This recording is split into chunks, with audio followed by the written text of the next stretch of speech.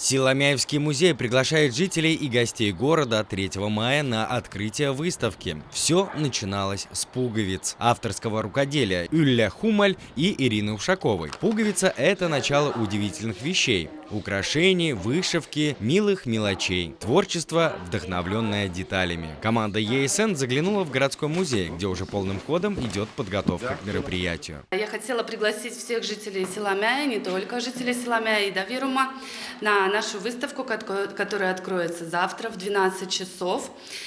Будет один мастер-класс в 10 часов, который будет проводить Юлия Хумаль из Выру, а также второй, который будет в 13:00.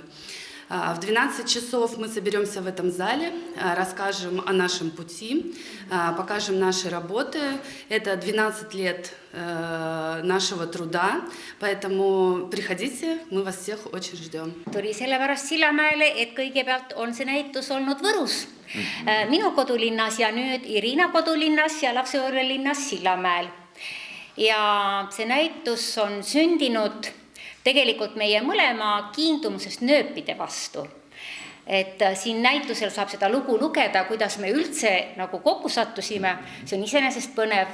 Ja Irina nimetas, et meil on 12 aastat enam-vähem mõlemal olnud seda tööd ja kirge, aga tunneme teineteist väga lühikest aega veel, nii et praeguseks kas on 9. kuu. Nii et ma usun, et sellest koostööst on nii palju põnevat veel. Ja siin ei ole ainult nööbid, vaid meil on väga mitmeid ühiseid kirgi.